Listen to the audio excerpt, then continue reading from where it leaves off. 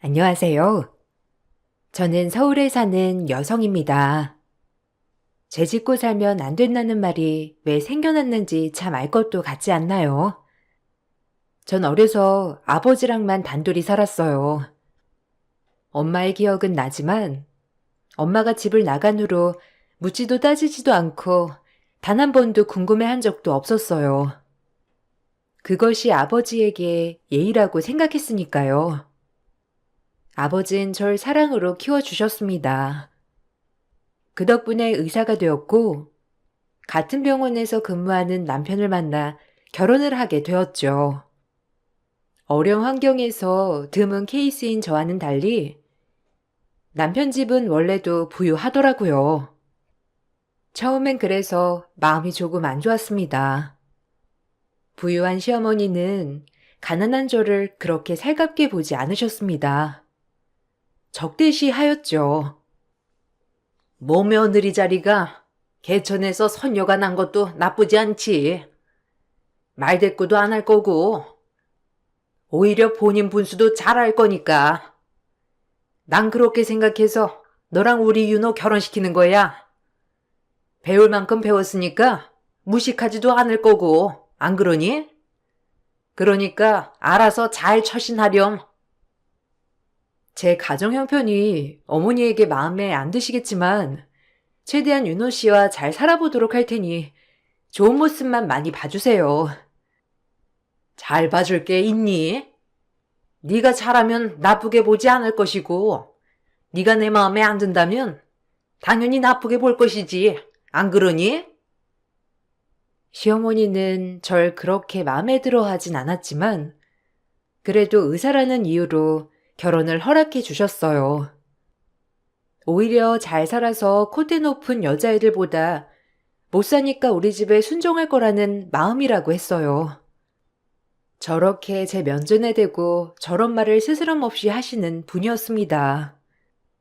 하지만 남편을 너무 사랑했던지라 결혼을 강행하기로 했고 저희는 신혼살림을 차려 결혼 생활을 이어갔었죠. 남편은 그래도 저와 의대 동기였고 같은 대학병원 의사였기 때문에 모든 면에서는 잘 맞았습니다. 그래서 나쁘지 않았어요. 오늘은 내 친구들로는 대규모 행사거든? 윤우한테 듣기로는 너 오늘 오프라고 하던데 맞니? 그럼 이따 장 좀 봐서 우리 집에 좀 오거라. 결혼하고 친구들 대접 한번 제대로 못했는데 이럴 때 대접 한번 해야지. 안 그러니? 이따 들리렴.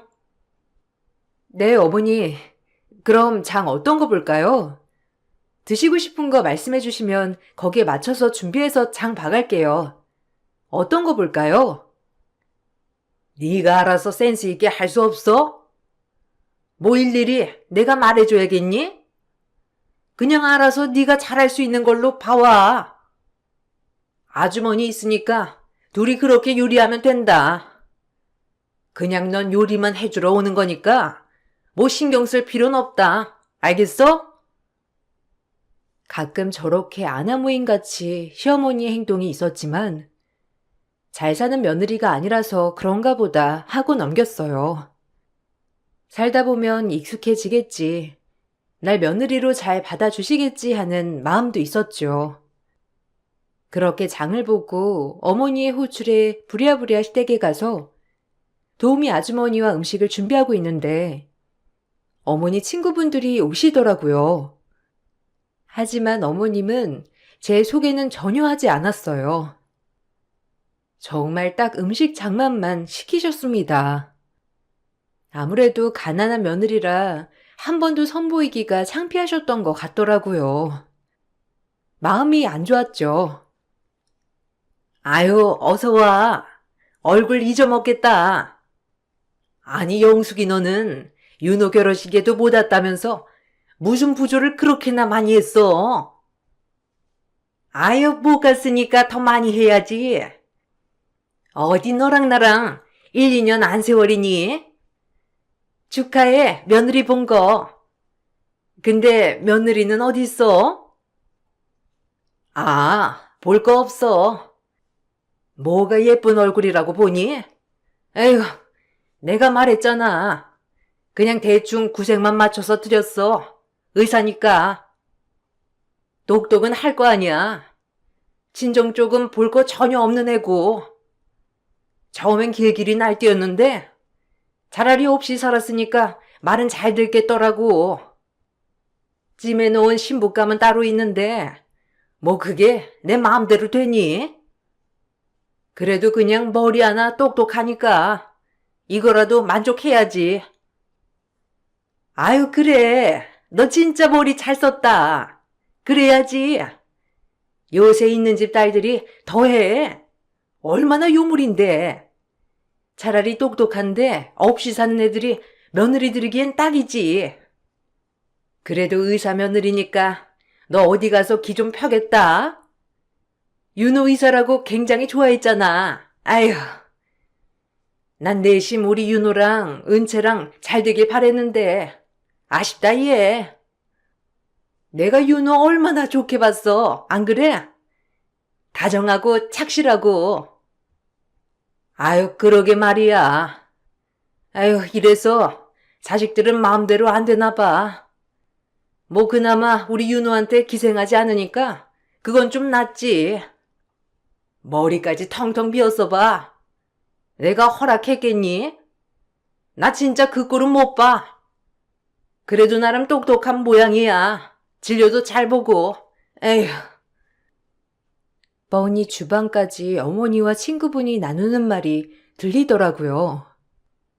자존심이 너무 상했죠. 제 소개는커녕 저의 험담을 웃으면서 하고 계신 어머님을 보고 이렇게 당하고만 있으면 안 되겠다고 생각이 들었어요.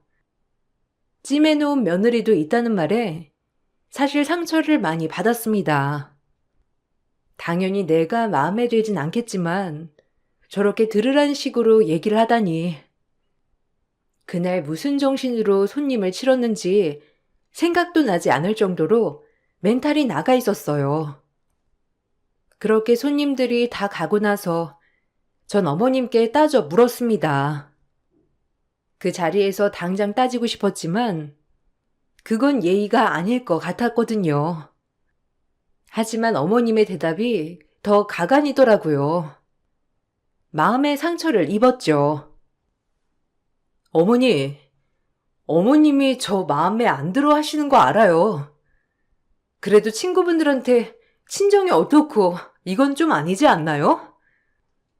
이게 뭐가 잘못이야? 내가 지원해서 얘기했니? 너 친정 못 살잖아. 너희 아버지 막리라면서 너 키우신 거 아니야? 그래서 그렇다고 말했는데 이게 뭐가 잘못이냐고? 네가 의사 아니었으면 이런 로열 패밀리에 입성할 수나 있었겠니? 참나.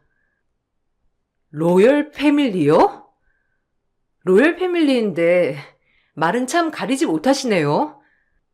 저희 아버지 막일 하셨어도 한 번도 저 욕먹이게 키운 적 없으시고요. 돈만 없을 뿐이지 인성 훌륭하신 분이라 어디 가서 욕먹으실 분은 아니에요. 어머님, 그렇게 비하하지 말아주세요. 오늘은 참겠지만 한 번만 더 그러면 참지 않겠어요. 제 말 명심하셨으면 해요. 저 어디 가서 그렇게 무시당할 일 하지 않았으니까. 아이고, 어디 며느리 무서워서 말이라도 하겠니? 내가 내 집에서 내 입으로 내 친구들한테 떠드는 소리도 눈치 봐야 한다니. 참나. 제 말에 시어머니는 기가 막힌 듯 입이 벌어지셨고 그날부터 저와 시어머니 사이는 고부 갈등이 극대화가 되었습니다. 처음에 마냥 참기만 했을 때는 그래도 어머님이 가끔 말을 모질게 할 때 빼고는 괜찮았지만 이제는 아예 대놓고 절 싫어하는 티를 많이 내셨거든요. 하지만 저 역시도 참지 않으니 마음의 병은 안 생기더라고요. 남편도 원래 저의 성격을 알았기 때문에 딱히 저와 어머니 사이에서 누구의 편을 들어주진 않았어요. 그저 더 큰 싸움이 나지 않게 중재를 할 뿐이었죠. 가난해서 고분고분 말 잘 들을 것 같아 드렸더니 완전히 딴판이네. 이럴 거면 내가 널 왜 며느리로 받겠니? 잘 사는 애들로 며느리 얻지.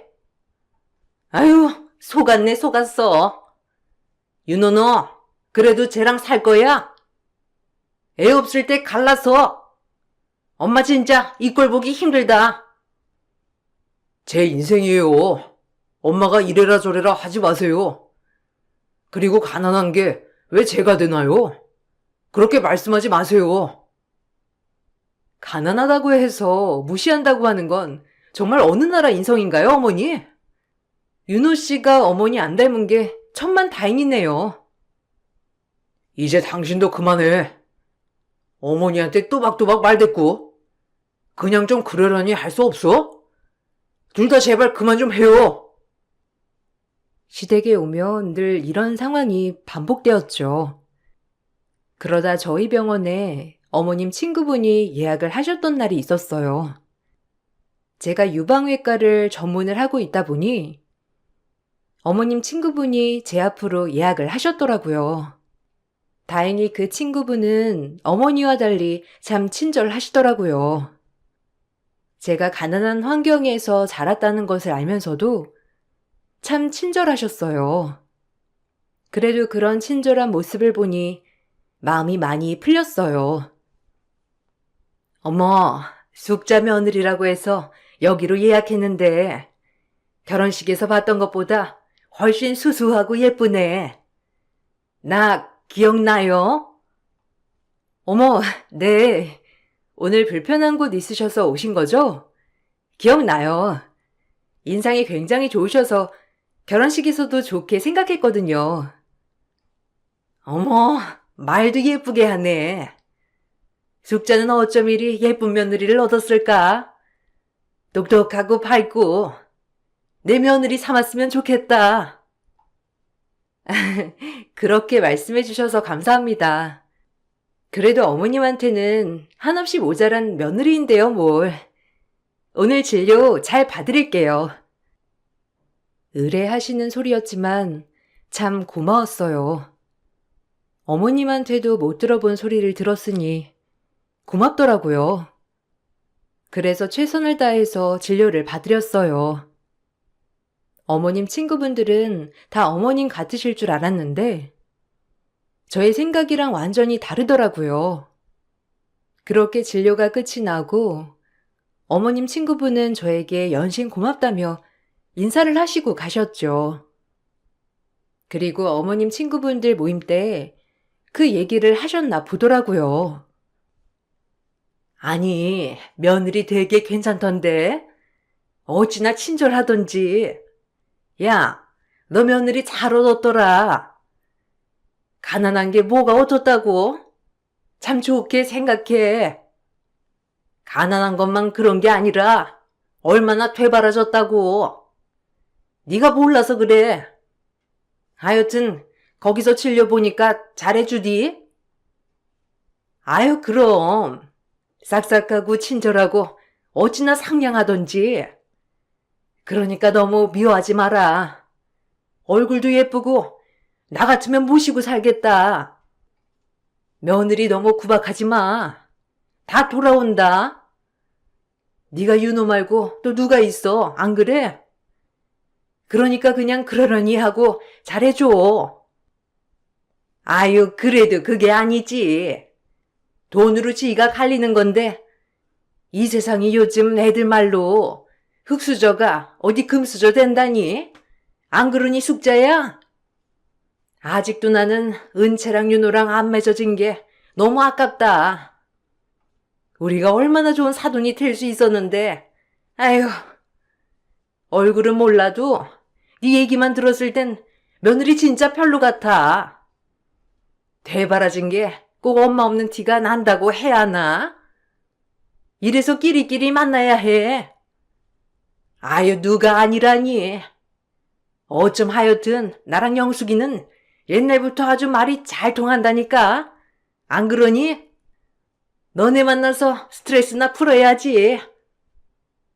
어머니 친구분들이지만 그래도 저에게 진료를 보셨던 아주머니는 제 칭찬을 많이 하셨다고 하더라고요. 하지만 어머님 친구분 중 한 분은 역시나 어머님처럼 얘기를 하셨다고 했고요. 별 개의치 않았지만요. 그 일이 있고 나서 어머님이 저와 남편을 시댁에 부르는 일이 있었어요. 영숙이 아주머니 따님분이 놀러 왔다고 말이죠. 알고 보니 어렸을 때부터 가까이 지냈던 터라 자주 집을 오고 가고 했다고 하더라고요. 남편과 저를 불렀다는 게 좀 찝찝했지만 어머님이 불렀으니 안 갈 수도 없어서 갔습니다.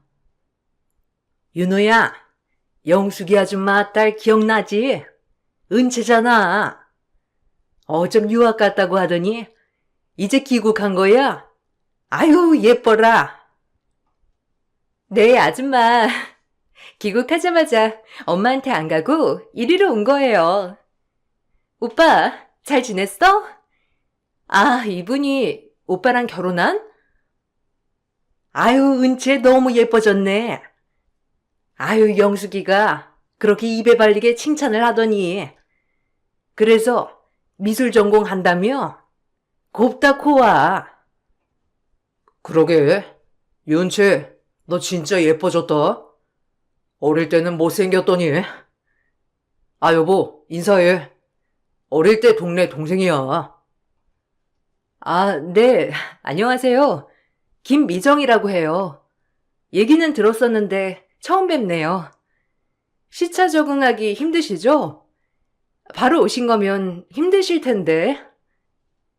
아니요, 뭐, 괜찮아요. 근데 윤호 오빠가 결혼한 사람이라고 해서 기대 굉장히 많이 하고 왔는데, 오빠 외모는 안 봤었구나. 아유, 우리 은채 유머 감각 좀 봐라. 윤호가 원래 여자 볼 줄을 잘 몰라. 아유, 난 우리 은채랑 윤호랑 짝됐으면 했는데. 아, 엄마, 무슨 소리를 그렇게 하세요? 무슨 제가 외모를 안 봐요? 외모를 봤으니까 미정이랑 결혼했죠. 야, 윤채, 까불래? 이게 뭐지 싶었어요. 시어머니 모임 날도 그렇게 미운 말만 골라 하던, 얼굴도 못 본 목소리만 까랑까랑 하던 아줌마의 딸도 그 아줌마와 똑같이 말을 막 하더군요. 참 뼛속까지 무례한 인간들이라고 생각하고 있을 때 시어머니는 저에게 심부름을 시키기 시작했죠. 어찌나 그 여자를 공주 모시듯 모시던지 어이가 없었습니다. 알고 보니 시어머니가 점찍어둔 며느리였어요. 참 저랑은 완전 반대로 대해주더라고요. 자괴감이 몰려왔지만 최대한 티내지 않았습니다. 어머님과 똑같은 사람이 될 수 없었으니까요. 예, 가서 다과 좀 내와라. 빠릿빠릿하지 못하니? 은채, 멜론 좋아하니? 외국에서 밥도 못 먹었나 봐. 어쩜 이리 말랐어? 아니에요, 아주머니. 뭐 여자가 이 정도는 되어야죠. 하여튼 오랜만에 아주머니 얼굴 보고 너무 좋아요. 오빠, 우리는 밖에서 따로 만나서 밥도 먹고 그러자. 우리 옛날에 되게 잘 놀았잖아. 안 그래? 난 오빠랑 예전처럼 지내고 싶은데. 그래, 오누이처럼 잘 지내면 좋지. 우리 윤호도 외동이고 너도 외동이니까 서로 의지도 되고. 아유, 잘 어울린다 정말. 아, 엄마, 자꾸 왜 그래요? 뭘 잘 어울려? 은채는 그냥 동생이지. 시간 되면 미정이랑 같이 밖에서 밥 사줄게. 난 오빠랑 둘이 보고 싶은데. 낯가리는 거 알면서. 왜? 이제 유부남이라고 동생한테 시간도 안 내주는 거야? 웃긴다. 무슨 네가 여자냐? 시간이야 낼 수 있지. 어쨌든 오빠 바쁘니까 안 바쁜 날로 날 잡아서 밥이나 먹던지. 오케이? 남편이 그 여자에게 철벽을 치자 표정이 아주 웃기더라고요. 고소했어요.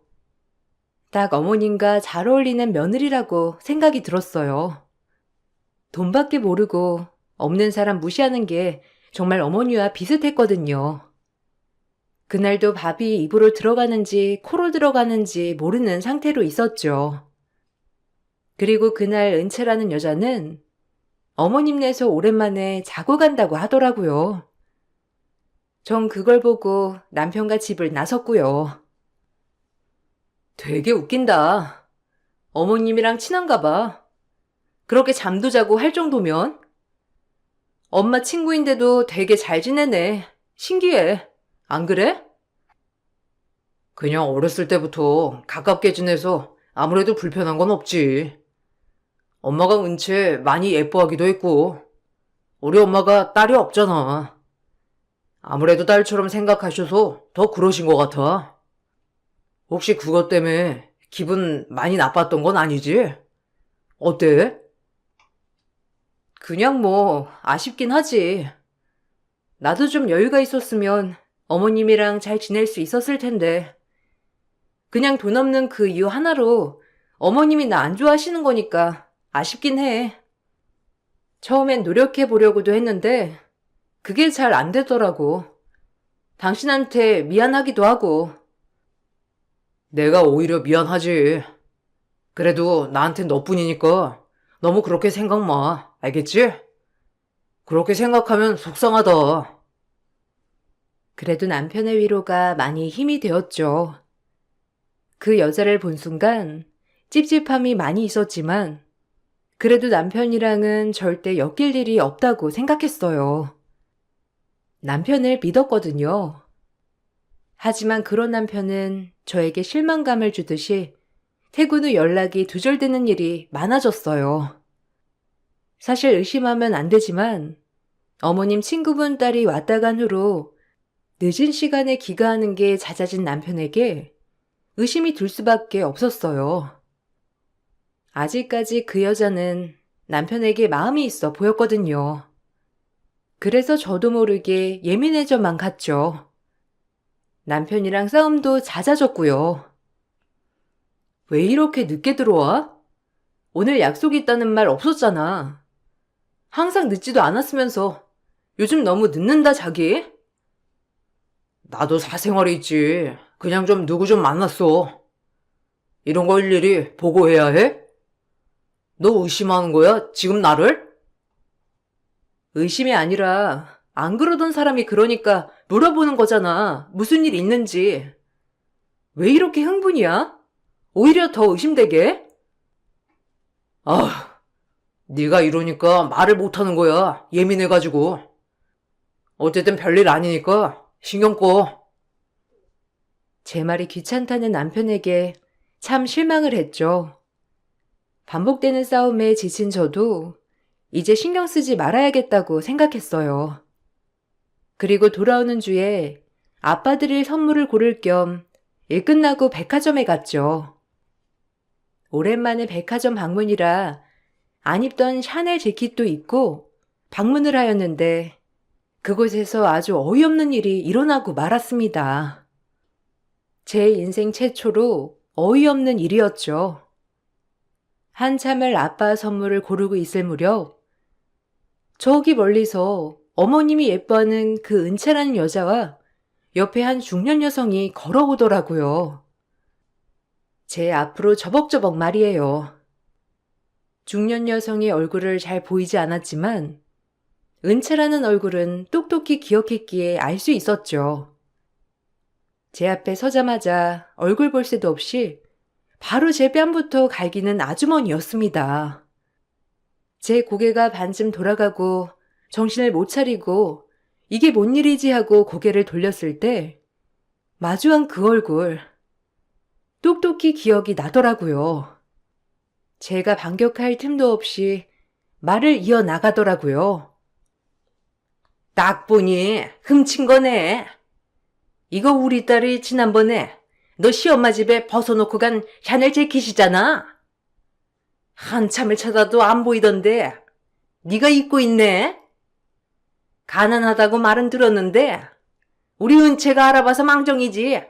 하마터면 도둑년을 놓칠 뻔했잖아. 너 콩밥 한번 먹을래? 고개를 젖히고 제대로 보았습니다. 역시나 그 얼굴이더라고요. 25년 전 저를 두고 사라진 친엄마 말이에요. 시댁에서도 굉장히 많이 들어본 음성이었지만 이렇게 제대로 보니 알겠더라고요. 그렇게 매몰차게 절 버리고 떠난 친엄마 말이에요.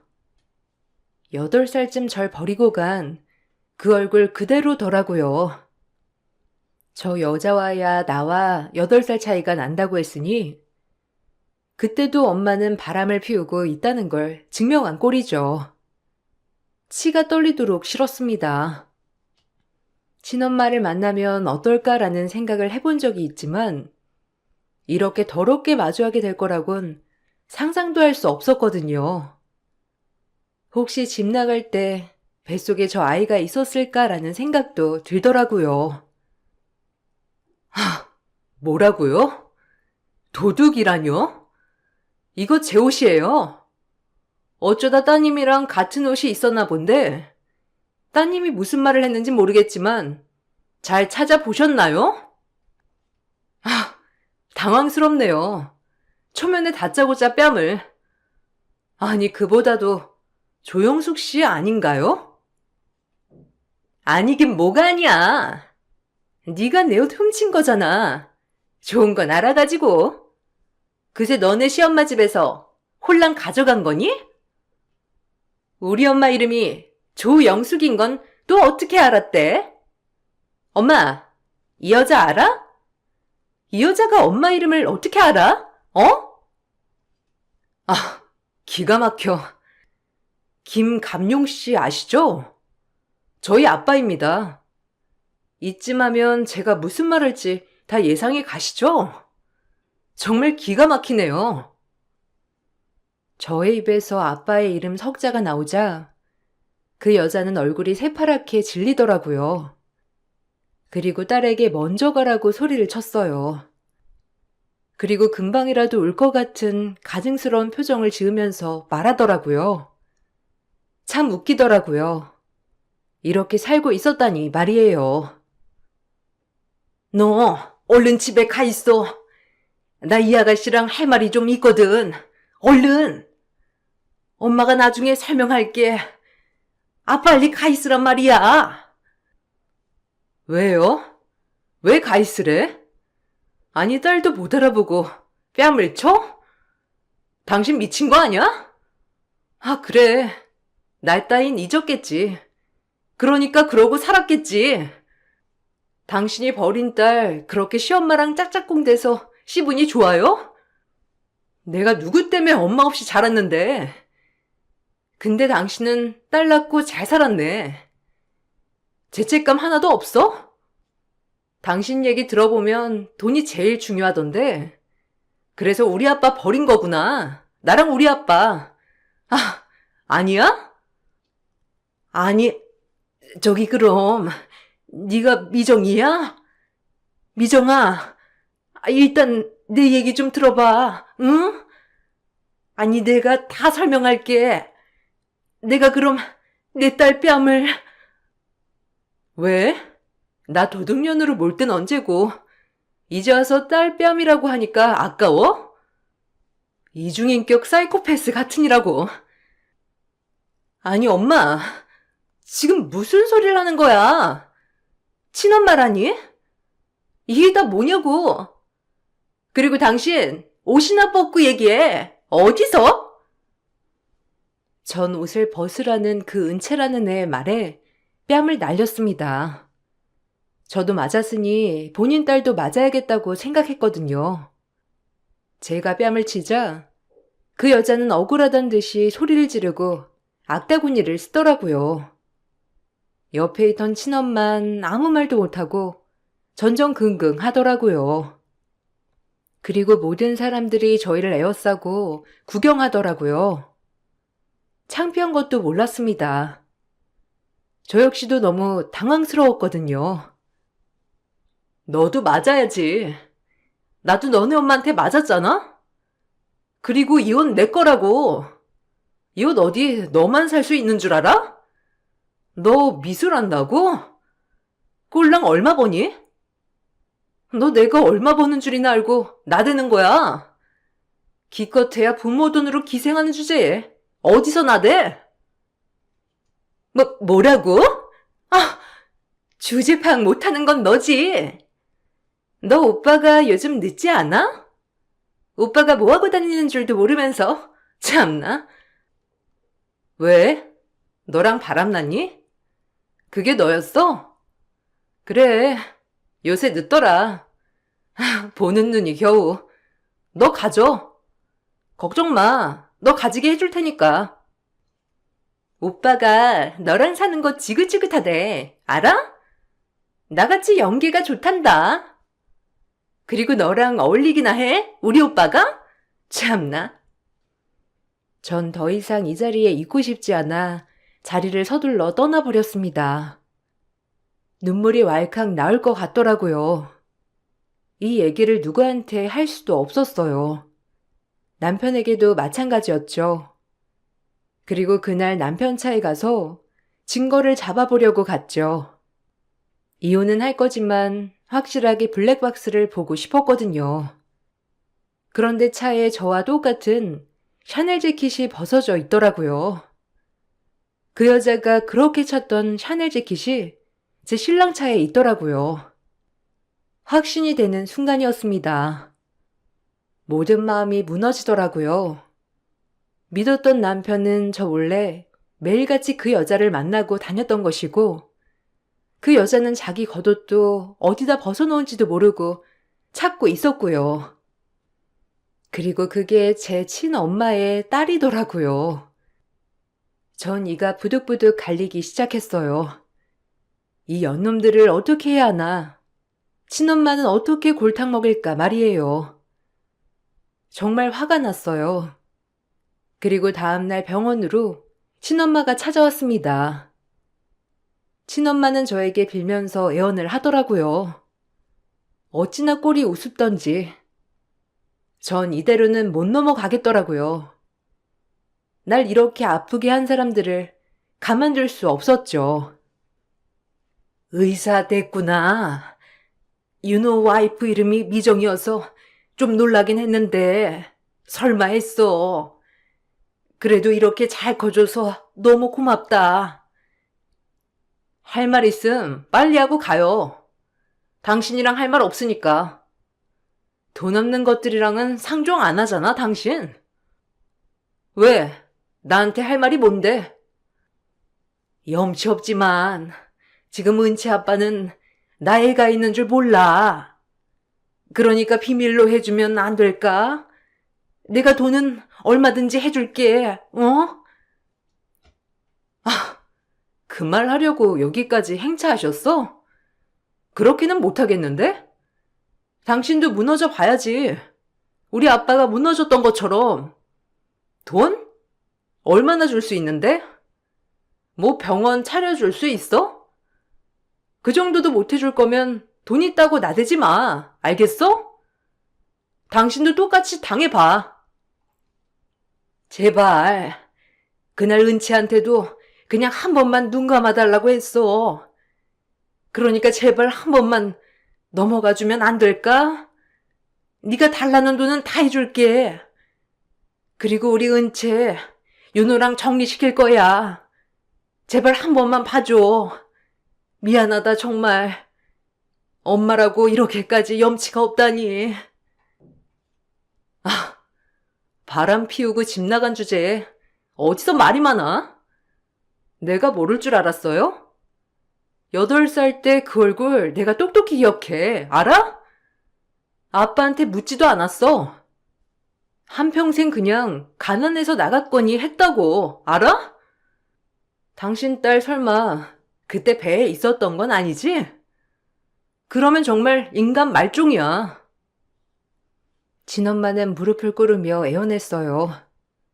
가소롭더라고요. 그렇게 시엄마와 짝짝꿍 맞아서 저를 욕하더니 이제는 한 번만 봐달라고 했으니까요. 용서할 생각은 추호도 없었습니다. 그런 엄마를 둔 것이 수치스러웠으니까요. 전 절대 용서하지 않을 거라고 말했어요. 나도 이렇게 아픈 만큼 모든 사람들이 아파야 한다고 말을 했죠. 친엄마는 계속 포기하지 않고 애원을 하더라고요. 가소로웠죠. 그리고 당신 딸 평생 상간녀 딱지 붙으면서 살 줄 알아. 알겠어? 나 절대 용서 안 해. 당신 딸, 내 남편, 그리고 당신. 그러니까 기다리고 있어, 그냥. 우리 그 콧대 높은 시엄마가 알면 뭐라고 할까? 당신도 끝이야, 알겠어? 내 눈앞에서 꺼져. 내가 이렇게 빌게. 우리 딸만은 건드리지 말아줘, 어? 병원 네가 원하면 차려줄게, 응? 그러니까 제발, 미안하다. 전 변호사를 찾아가 이혼 소송을 걸었어요. 그리고 이부 동생 그 딸녀에게 상간녀 소송을 걸었고요. 제가 상간녀 소송을 걸자 오히려 더티하게 나오더라고요. 노골적으로 남편을 포기해줘서 고맙다고 하면서 말이에요. 너무 화가 머리끝까지 나더라고요. 상간녀? 그래, 마음껏 걸어요. 위자료 줄 테니까. 오빠랑 이혼하고 난 오빠랑 새 출발하면 돼. 끼리끼리 어울려야지, 안 그래요? 이제야 제자리를 찾아가는 것 같네. 오빠 옆은 내가 있어야 어울리지. 당신같이 백도 돈도 없는 사람이 어울리겠어? 그래, 어떡하니? 이 백도 돈도 없는 내가 네 핏줄이라 너 참 안타깝겠다. 위자료만 줄 것 같지? 너 사회생활 내가 못하게 할 거야. 시엄마가 알면 널 받아줄까? 너네 엄마가 어떤 사람인데 딸 버리고 간 아줌마 딸을 받아줄까 과연? 어디 지금은 꿈만 꾸셔. 남편과 이혼 소송으로 이혼을 하게 되었어요.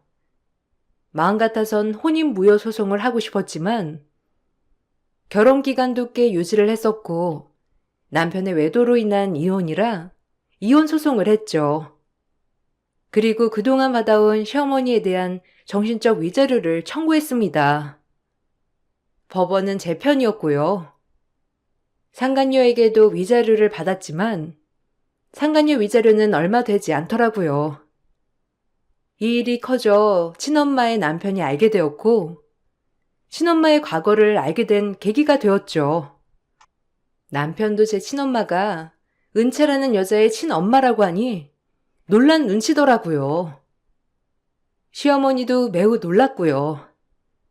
그 상간녀도 자기 엄마에게 악을 쓰며 뭐라고 하더라고요. 법정에서 아주 쇼가 그런 쇼가 없었어요. 어떻게 당신이 나를 속이고 지금까지 살 수가 있어? 난 이제 당신에게 신뢰를 잃었어. 이혼해. 그리고 우리 은채 망친 건 당신이야. 알겠어? 이제 김변이랑 얘기해. 나 보는 일은 없을 거야. 아휴, 기가 막혀. 믿는 도끼에 발등을 지켰네, 내가. 여보, 제발 내가 다 설명할게요. 그게 철없을 때 만든 아이예요. 네?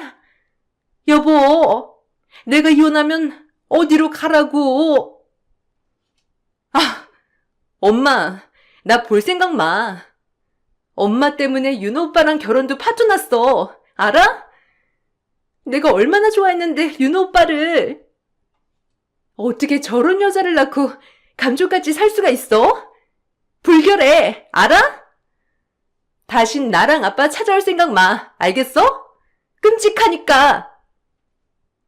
친엄마는 이혼 소송을 당해 이혼을 당했어요. 그리고 상간녀는 어이가 없게도 지 엄마를 안 본다고 하면서 울고불고 난리가 났더라고요. 시어머니는 이 모습을 보시고 남편에게 은채와의 결혼도 반대라고 하면서 엄포를 놓으셨고요. 참 웃겼습니다. 결론은 남편의 새 출발도 깨지고 친엄마도 이혼당했고 상간녀도 제 남편과 결혼을 하지 못하게 되는 계기가 되었죠. 그리고 상간녀는 미술학원에 취직을 했지만 제가 아는 동네 엄마들의 소문으로 거기마저도 취직이 취소당했어요. 지 발등을 자기가 찍은 셈이죠. 상간녀가 잘 살 수 있나요, 어디? 평생 상간녀 딱지 붙이며 살아야죠. 안 그런가요? 고소했어요, 아주. 미안하다. 너한테 상처만 준 것 같아. 나 은채랑 정말 끝났어. 우리 다시 시작하면 안 될까? 너한테 상처 주면 안 되는데. 꺼져. 네가 제일 나쁜 놈이니까. 단 한 번도 난 너한테 기댄 적 없어. 알아? 이럼 남이 낫지. 네가 낫겠니? 왜? 은채랑 파투나니까 이제 내가 아쉽나 보지? 넌 내가 너한테 건 기대마저 져버렸어. 너네 엄마랑 평생 잘 살아, 그냥. 너네 엄마한테 맞는 여자 찾아서 결혼해. 다른 여자들 신세 망치지 말고, 알겠어? 끔찍하다. 정말 너랑 결혼한 게. 그래도 배운 게 많아서 다행이야. 제발 한 번만 봐주면 안 될까? 내가 미친놈이지. 어떻게 너를 두고 그냥 잠깐 미쳤었나 봐. 어? 제발 한 번만. 아니, 내 눈앞에 나타나지 마. 너 사회생활도 이제 끝이야. 알겠어? 가만 안 둬. 어디 한번 얼굴 들고 잘 다녀봐. 알겠니? 남편은 이제와 저에게 잘못했다고 했지만 다신 제 눈앞에 나타나지 말라고 했죠. 이 일이 시엄마의 친구들의 귀에까지 들어가게 되었고 콧대 높은 시엄마가 아주 자존심이 크게 상하는 일이 되었습니다. 아마 그 모임에서 제명을 당했더라고요. 아들 교육 못 시킨 죄로요. 그리고 친엄마는 이혼도 당하고 지금은 연락을 안 하고 있어요. 이부 동생은 다시 유학길에 올랐고요. 아무래도 상간녀 딱지 때문에 여기선 도저히 취업을 할 수 없었겠죠. 그리고 전 남편과 같은 병원이라 이미 소문이 쫙 났습니다. 남편은 병원에서도 쓰레기라며 소문이 났고요. 전 병원을 퇴사했어요. 그리고 조그맣게 대출을 받아 유방외과를 개원했어요. 그래도 진료를 잘 본다고 소문이 나서 감사하게 살고 있어요. 그리고 이렇게 키워주신 우리 아빠에게 늘 감사한 마음을 담아 살고 있죠. 본인도 힘든 시절 날 끝까지 포기하지 않고 거두어주신 은혜를 말이에요. 어떻게 하면 더 잘할까 늘 생각하고 있습니다. 과거는 어두웠지만 현재는 행복하니 이걸로 되었다고 생각하고 살고 있어요. 여러분들도 슬픈 과거가 있다면 털어버리시고 눈부신 앞날을 생각하며 살아가시길 바랄게요. 제 글 읽어주셔서 감사합니다. 안녕하세요. 저는 얼마 전에 상견례를 했다가 상처만 받고 돌아오게 된 30대 중반 여자입니다. 결혼이라는 거 사랑하는 사람과 마음만 맞으면 할 수 있을 거라 생각했었는데 그건 제 착각이었다는 걸 이번 일을 통해 많은 걸 느끼게 되었습니다. 좋은 남자를 만나 결혼이라는 마음을 가지게 되었을 때 양가 집안에 인사를 드리게 되었고 그때까지만 해도 별 문제는 없었어요. 양가 부모님께서 저와 예비신랑을 좋게 보셨고 상견례 얘기도 자연스럽게 나왔었어요. 그리고 2주 뒤 상견례를 일정을 잡게 되었는데 그 사이 상당히 많은 일들을 겪게 되었고 처음으로 결혼에 대한 고민을 안 할 수가 없었습니다. 결혼을 허락하셨던 시부모님께서 제가 일하는 곳에 찾아오셨어요. 연락 한 통 없이 갑자기 불쑥 문을 열고 들어오셔서 많이 당황스러웠지만 최대한 침착하게 시부모님을 자리로 모셨습니다. 인사를 드리러 갔을 때 레스토랑을 운영한다고 말씀드렸었는데 그때 시간 될 때 식사하러 오신다고 하셨지만 미리 연락은 주실 줄 알았거든요. 남자친구가 저에게 깜박하고 말을 하지 않았을지도 모른다는 생각에 연락을 해봤지만 남자친구 또한 예비 시부모님께서 레스토랑에 찾아오셨다는 거에 놀랐는지 당황해하며 저에게 미안하다는 말을 꺼냈습니다.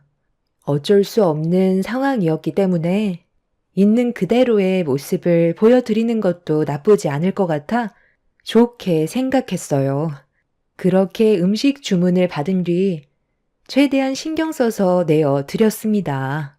예비 시부모님께서는 식사를 하실 때 표정은 나쁘지 않으셨고 어느 정도는 만족해 하시는 것 같은 얼굴이셨어요.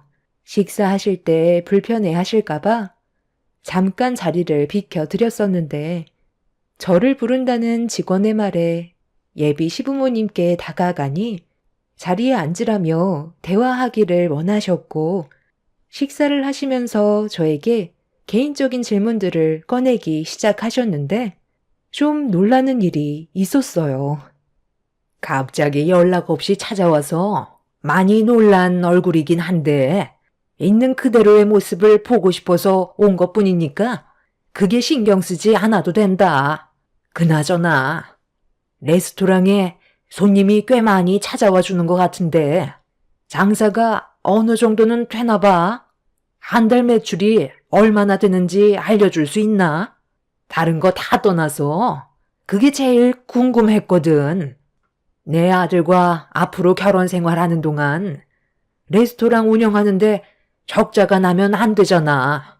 둘이 결혼을 허락해 줬던 건 그래도 안정적인 생활이 될 것 같아 허락해 준 건데 레스토랑 운영에 어려움을 겪게 된다면 내 아들이 힘들게 버는 돈들을 희수 씨가 다 까먹을 거 아니야. 뭐든 확실하게 하는 게 좋으니까 매출 좀 알려줄 수 있나? 아, 네. 매달 다르기는 하지만 한자리에서 5년간 문제없이 운영해 왔고 어려움을 겪었던 적은 없었어요. 월 매출은 대략 5천 정도는 나오는 것 같아요. 음식점에서 월 매출 5천이면 많이 버는 편은 아니지 않나? 더군다나 일반 음식점도 아니고 레스토랑은 단가도 비싼데 직원들 월급 챙겨주고 이것저것 빠지면 순수익으로 남는 건 얼마 없을 것 같구만. 음식 맛은 나쁘지 않으니까 사람들이 그래도 꾸준하게 찾아주는 것 같기는 한데 내가 생각했던 것보다 그렇게 많이 벌지는 못하네. 그래도 매달 여행 정도는 보내줄 수 있는 여건은 되는 거겠지? 아들 결혼식 끝나고 신혼여행 다녀오면 우리도 여행 좀 갈까 하는데 신경 좀 써줄 수 있는 거지? 그동안 모아둔 돈도 꽤 될 거 아니야. 5년 정도 벌어 모았으면 여행 정도는 보내줄 수 있지 않나? 그래도 세상 떠나기 전에 3대 폭포는 한번 보고 싶은데 돈이 만만찮아서 우리 형편으로는 많이 부담스러운 금액이거든. 그런데 오늘 예비 며느리가 운영하는 레스토랑을 보니까 어느 정도 안심은 되네. 여행 걱정은 안 해도 되겠어. 이 정도면 그래도 가고 싶은 데는 다 갈 수 있을 것 같은데. 희수 씨가 우리 집안에 잘하는 만큼 나도 그만큼 신경 써줄 테니 부담 갖지 않아도 돼. 내가 지금까지 살아오면서 느낀 건데 인생에 남는 건 여행밖에 없더라고. 그래서 우리 집안은 1년에 한 번은 무리해서라도 해외여행 다녀오거든. 예비 새아가도 앞으로 우리 식구가 될 텐데 우리가 어떻게 살아가는지 어느 정도는 알고 있어야 도움이 되지 않겠어? 식구 하나 더 늘었으니 더 자주 다녀야지. 무슨 말을 해야 될지 모르겠더라고요. 그냥 묵묵히 예비 시부모님 식사하시는 거 쳐다보면서 어색한 미소만 지어 보였고 왜 레스토랑에 오셨는지 알게 된 순간부터 기분이 좋지는 않았어요. 제가 벌어모은 돈으로 예비 시부모님께서는 해외여행을 다니고 싶어 하셨습니다. 남자친구와 결혼을 하게 되면 아이도 가지게 될 테고 집도 넓혀가야 하기 때문에 더 많이 모아야 하는데 예비 시부모님은 제 돈으로 여행 갈 계획만 세우시는 것 같아 계속 그 말을 듣고 있던 저는 얼굴 표정이 굳어져 가고 있었어요. 어떤 식으로 대처를 해야 될지 모르겠더군요. 아직 상견례도 하지 않았는데 벌써부터 이런 말을 듣게 되니 제가 상상했던 결혼 생활과는 정반대로 흘러가는 것 같아 남자친구와의 결혼에 대해 고민을 안 할 수가 없었어요. 그래서 그날 예비 시부모님이 식사를 하시고 돌아가신 뒤 남자친구가 레스토랑에 왔을 때 좀 전에 있었던 상황들에 대해 대화를 나누면서 제가 가지고 있는 고민들을 털어놓게 되었습니다.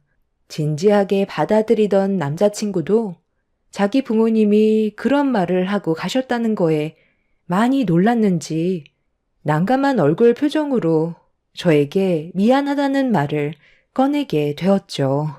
연락도 없이 오신 건 이해할 수 있지만 결혼식도 올리지 않은 저에게 대놓고 제가 버는 돈으로 여행을 가시겠다고 말씀하신 것 보면 평범하신 분들은 아니라고 생각했어요.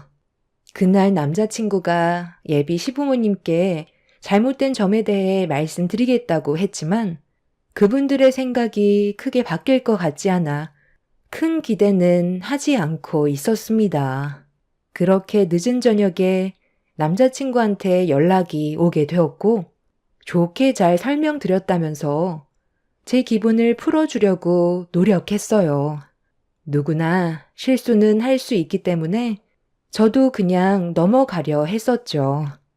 그런데 며칠 뒤 예비 시모가 저에게 연락을 하셨고 오래 붙잡지 않는다고 잠깐 얼굴 좀 보자고 하시길래 근처에 계신다는 말에 약속 장소로 나가게 되었는데 그날도 예비 시부모님이 함께 계시더라고요. 어색한 미소로 인사를 드린 다음 무슨 일 때문에 보자고 하신 건지 여쭤보는 순간 저는 표정 관리가 되지 않았습니다. 예비 시모가 제 팔을 끌어당기면서 데리고 들어간 곳은 백화점이었어요. 그리고 저를 보며 밝은 얼굴로 새로 나온 상품 하나를 눈여겨봤다고 직접 보여주셨죠. 이게 내가 봐놓은 신상이거든. 어떠니? 나한테 잘 어울리는 것 같아. 한정 상품이라 지금이 아니면 기회가 없을지도 모른다고 그러는데 발이 떨어져야 말이지. 그냥 당신을 위해서 만들어진 상품 같은데 이건 무조건 사야 돼. 더군다나 한정품이면 있을 때 일단 지르고 봐야지. 안 그럼 나중에 100% 후회한다니까. 당신도 봐놓은 거 있다고 하지 않았어? 그것도 상품이 이제 하나밖에 안 남았다며. 이거 사고 바로 이동하는 게 좋겠네. 그 사이 다른 사람이 사진 않겠지? 한두 푼 하는 것도 아니라서 잠깐 사이에 발리지는 않을 거야. 일단 당신 것부터 계산하고 이동해도 늦지 않으니까 더 필요한 건 없는지 좀 더 살펴봐봐. 일단 나는 이거 하나면 만족할 것 같아. 이 상품으로 주세요. 확실히 신상이라 그런지 때깔부터가 다르네. 이거 들고 있으면 주변 사람들이 다 쳐다보겠어. 결제는 어떻게 할 거냐고요? 당연히 일시불이죠. 예, 뭐하고 있어? 후딱 결제해야지. 얘가 우리 집안에 들어올 며느리인데요. 저기 건너편에서 레스토랑 운영하고 있거든요. 월 매출이 5천이라 돈도 꽤 많이 벌고 있어서 명품 가방 하나 사준다고 했거든요. 이래서 며느리를 잘 둬야 한다니까요. 요즘 이런 며느리 흔치 않잖아요. 저희 조만간 3대 폭포도 다녀오게 생겼어요. 아들 하나 잘 키워놨더니 돈 많은 며느리가 굴러 들어왔지 뭐예요. 예, 후딱 결제하고 이동하자. 어머님, 이 가방 250만 원이나 되잖아요. 그리고 저한테 할 말이 있으시다고 부르신 거 아니었어요? 지금 점심시간이라 정말 바쁜 시간인데도 급하게 할 말이 있다고 하셔서 나온 건데 이 가방 때문에 저를 부르신 거였어요? 방금 하신 말씀은 못 들은 걸로 하겠습니다. 레스토랑이 바빠서 먼저 들어가 볼게요. 예, 너 지금 뭐 하는 거니? 아니, 예비 시어머니 난감하게 만들 생각이야? 내가 이 상품을 얼마나 가지고 싶었으면 바쁜 너를 불렀겠어. 일단 후딱 결제부터 해라. 앞으로 우리 집안 며느리가 될 테고 그럼 네 돈이 내 돈이나 다름없는데 시애미를 위해서 이 정도 쓰는 거 가지고 서로 얼굴 붉혀서야 되겠니?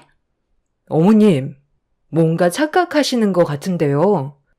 아직 상견례도 하지 않았고요. 정식적으로 며느리가 된 것도 아닌데 이런 식으로 행동하시는 건 많이 불편해요. 내 아들과 결혼한다고 했으면 그날로 며느리나 다름없는 거지. 그래서 결제해주기 싫다는 거니? 내가 지금 많은 사람들이 보는 앞에서 망신당했으면 좋겠어? 명품관에서 구경하던 사람들은 화가 난 예비 시모의 목소리에 수군거리기 시작했고 두 분은 제가 결제를 하지 않을 거라곤 예상하지 못하셨는지 난감해 하시면서 가방을 만지작거리기만 하셨습니다. 예비 시모가 저를 바라보는 눈빛은 간절해 보였고 그 가방을 꼭 가지고 싶어 하시는 것 같아 저도 고민이 많았었죠. 어쩔 수 없이 시모가 가지고 계신 명품 가방을 결제하게 되었고 뒤이어 예비 시부의 상품도 결제해 드렸습니다. 상당히 만족하신 얼굴을 하시면서 볼일이 끝나셨는지 바쁘면 먼저 들어가 보라고 그제서야 저를 놓아 주었습니다. 그날 기분이 좋지 않았던 저는 남자친구와 만나게 되었고 결국 화가 터져 버렸어요. 자기 부모님 때문에 내가 계속 싫은 말을 하게 되는 것 같아 좀 그렇긴 하지만 오늘 있었던 일에 대해서는 확실하게 짚고 넘어가는 게 좋을 것 같아서. 아까 무슨 일이 있었는지 알아? 아버님 어머님한테 아무 말도 못 들었어? 한창 바쁜 시간에 갑자기 얼굴 좀 보자며 나오라고 하시길래 가봤더니 백화점 앞이더라? 그때까지만 해도 무슨 일 때문에 나를 부르신 건지 몰랐는데 백화점에 들어가는 순간 바로 알겠더라고. 어머님이 명품 가방 가지고 싶다며 상품 하나를 들었는데 그게 250만 원짜리였어. 근데 그걸 나보고 결제를 해달래. 그것도 모자라 아버님도 명품 시계를 구매하셨다고. 총합이 480만 원이야. 이거 어떻게 할 거야?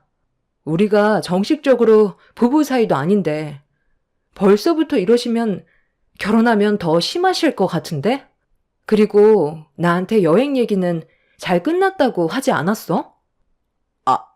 그게 최대한 좋게 말씀드리긴 했는데 내 말에는 별로 신경도 쓰지 않더라고. 그래도 설명을 드렸기 때문에 어느 정도는 인지하고 계실 줄 알았지. 전혀 그렇게 안 보이던데 그냥 가시는 걸로 생각하신 것 같았어. 일단 나는 원치 않는 상품을 결제했기 때문에 그건 자기가 나한테 다시 계좌로 보내줬으면 좋겠어. 마음 같아서는 그냥 뛰쳐나오고 싶었는데 내가 왜 상품을 결제했는지 알아? 그래도 당신 부모님이라서 그렇게 한 거야.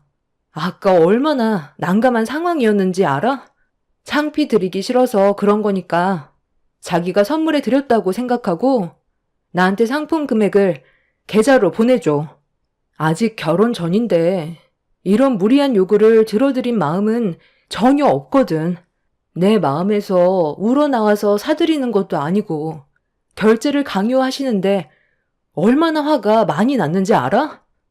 남자친구는 저에게 미안하다며 고개를 떨궜고 이렇게까지 하고 싶지는 않았지만 예비 시부모님의 행동을 받아들일 수 없었던 저는 결국 남자친구에게 결제 금액을 돌려받았습니다. 그리고 진지하게 대화를 이어나갔어요. 이런 문제가 지속적으로 부딪히다 보면 결혼 생활을 오래 이어나갈 수 없다면서 앞으로 어떻게 해야 할지 깊은 대화로 고민을 풀어나갔습니다. 예비 시부모님 때문에 사랑하는 사람과의 결혼을 포기해야 될 거라곤 전혀 예상하지 못했던 터라 너무 혼란스러웠어요. 남자친구는 저와 무조건 결혼을 하겠다고 했지만 둘만 좋아서 하는 결혼은 힘들다는 걸 시간이 지날 때마다 더 크게 와닿았죠. 심각한 고민을 하면서 정신없이 바쁜 생활을 보내다 보니 어느새 상견례 날이 다가왔고 저희 레스토랑에 있는 룸에서 양가 집안이 모이게 되었습니다.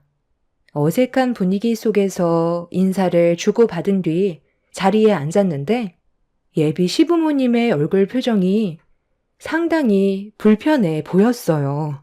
무슨 이유 때문인지 알 수 없었던 저는 마주보고 앉아있던 남자친구한테 문자를 보냈고 돌아오는 답변은 레스토랑에서 상견례를 했다는 것과 저번에 예비 시부모님이 명품을 구매하셨을 때 남자친구한테 계좌로 돈을 돌려받았다는 걸 상견례 당일 알게 되셔서 기분이 좋지 않은 것 같다며 자기도 난감하다는 말을 하길래 잠시 따로 밖으로 불렀어요. 내가 자기한테 돈을 돌려받은 건 일단 서로 비밀로 하기로 했었는데 아버님 어머님이 그걸 오늘 어떻게 아셨다는 거야? 그냥 아무 말도 하지 않으면 되는 거였잖아. 아, 그게 나도 진짜 아무 말도 하지 않으려 했었는데 오는 동안 그럴 만한 이유가 있었어. 상견례 끝나고 결혼식 전에 너랑 또 만나서 백화점 쇼핑을 하겠다잖아. 그래서 내가 오는 길에 한마디 했었는데 나도 모르게 흥분을 했는지 백화점에서 구매했었던 명품에 대한 금액을 돌려줬다는 말을 꺼냈었거든. 그때부터 내가 왜 그 돈을 줬냐고 난리를 치시더니 상견례도 오지 않겠다고 하시는 거 겨우 설득해서 오게 된 거야. 그것 때문에 지금 집안 분위기가 말이 아니야. 내가 입 조심하라고 몇 번이나 부탁했었잖아. 당연히 기분 나빠하시지. 나한테 선물 받았다고 생각하고 계셨을 텐데 내가 그 돈을 자기한테 돌려받았다는 사실을 알면 누가 좋아하겠어. 왜 이렇게 생각 없이 행동을 하는 거야? 가뜩이나 지금 결혼을 해야 할지 말아야 할지 고민하고 있는 중이었다고. 나는 오히려 잘 됐다고 생각하는데? 어차피 이 일로 너한테 백화점에 가자는 말은 하지 않을 거 아니야. 그럼 피곤한 일은 더 이상 안 생길 테고 너한테 뭘 바라지도 않을 텐데 차라리 잘 된 거 아니야? 서로 다 금방 기분 풀려서 예전처럼 행동하실걸? 일단 올해 자리 비우면 좀 그러니까 빨리 들어가자. 저는 걱정이 더 쌓였는데 남자친구는 대수롭지 않게 생각하고 있었어요. 그래서 저에게 안 좋은 시선을 보내고 있었다는 걸 알 수 있었고 어떻게 해야 할지 머릿속이 정리가 되지 않은 상태에서 자리로 돌아갔는데 잠깐 자리를 비운 사이 무슨 일이 있었는지 분위기가 상당히 안 좋아진 상태였어요. 저와 남자친구는 눈치를 보면서 조심스럽게 자리에 앉았고 저는 옆에 앉아있던 언니한테 무슨 일이냐고 살짝 물어봤는데 언니도 화가 많이 올라왔는지 얼굴이 붉어져 있었습니다. 제 말이 틀렸어요? 한번 말씀해 보세요. 그동안 저를 어떻게 봤으면 아직 결혼도 하기 전에 그런 생각을 가지고 행동한 건지 도저히 이해가 되지 않아서요. 우리가 비싼 거 바란 것도 아니고 며느리 부담될까봐 그래도 저렴한 거 골라서 선물 좀 해달라고 부탁한 건데 그걸 제 아들한테 10원 하나 틀리지 않고 받아냈다는 걸 오늘 이 자리에 오는 길에 알게 됐습니다. 제가 온 동네 돌아다니면서 며느리가 사준 거라고 자랑을 하면서 돌아다녔는데 이 명품 가방이 제 아들이 사줬다는 걸 알게 됐을 때 예비 며느리한테 얼마나 큰 배신감을 느꼈는지 아세요? 그동안 말을 안 하고 있었는데 한국 문화를 아직 잘 모르나 봐요. 원래 결혼 전에 이 정도는 기본적으로 왔다 갔다 하는 거고 예비 며느리는 시부모한테 잘 보이려고 비싼 선물이랑 용돈도 두둑하게 얹어주는데 대려 돈을 돌려받으니 제가 기분이 얼마나 안 좋겠어요? 이런 상황 속에서 결혼이 가당키나 하나요? 내가 자리에 참석한 이유는 그냥 가버리면 화병에 쓰러질 것 같아 한마디 하려고 온 겁니다. 가뜩이나 튀기 집안이라 마음에 들지 않았는데 오늘 기분 제대로 잡쳤네요. 아들, 이래서 순수한 한국 혈통인 집안을 만나야 되는 거다. 방금 저희 엄마 보면서 뭐라고 하셨어요? 튀기 집안이요? 우리 집안이 뭐 어때서요? 상식 이하의 행동을 하신 건 당신들 아니에요? 갑자기 레스토랑에 와서 온갖 음식들 다 시켜 드시고 결혼식도 올리기 전에 매출이 얼마나 나오는지부터 조사를 하시더니 레스토랑에서 벌어들이는 돈으로 해외여행 가시겠다면서 저를 난감하게 만드셨잖아요. 그것도 모자라 바쁜 사람 백화점으로 불러내서 돈을 대신 지불해 달라는 게 말이 된다고 생각하세요? 뭔가 착각하시는 것 같은데요. 아직 결혼식도 올리지 않았어요. 법적인 부부도 아닌데 결혼 전부터 이러시는 건 문제가 있는 거죠. 아무리 기분이 나쁘다고 하셔도 그렇지. 어떻게 지금 우리 집안을 튀기 집안이라고 하실 수 있으세요? 어차피 결혼은 물 건너 간 것 같으니까 저희 레스토랑에서 그만 나가주세요. 도영 씨는 결혼하기 글렀네. 저런 부모가 있으니 앞으로 어떤 여자가 도영 씨랑 결혼을 하고 싶겠어. 평생 혼자 살다가 늙어 세상 떠나야지. 부모 잘못 만나면 자식 인생도 쪽난다더니 그 말이 맞는 것 같네. 우리 인연도 여기까지인 것 같아. 더 할 말 없는 것 같은데 그만 나가주는 게 좋겠어. 그리고 저번에 도영 씨 부모님이 우리 레스토랑에 오셔서 드신 음식값 문자로 보내줄 테니까 그것도 계좌로 보내줘. 우리 집안 무시하는 분들한테 무상으로 음식을 제공해줄 마음 없거든. 볼일 끝났으니 그만 나가봐. 얘가 이제 보니까 아주 말버릇이 고약하네. 부모가 저 모양이니 뭘 배우고 자랐겠어? 너는 어른을 공경할지도 모르니? 음식값을 달라고? 예비 시모는 흥분을 가라앉히지 못했고 테이블에 올려져 있던 음식이 담긴 접시를 들어 조금의 망설임도 없이 바닥으로 전부 다 던져 버렸어요. 사기 접시들은 전부 다 깨져 버렸고 남자친구가 시모를 말리려 했지만 이미 이성을 잃어버려 손을 쓸 수 없는 상태까지 오게 되었죠.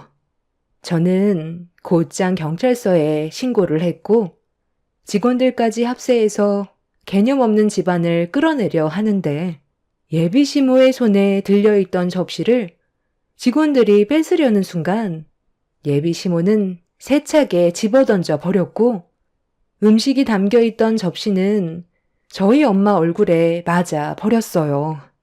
너무 순식간에 일어난 일이라 저희 가족은 큰 충격을 받았고 언니가 엄마의 얼굴을 살피는 동안 저는 예비 시모의 머리채를 잡아 바닥으로 패대기쳐 버렸습니다.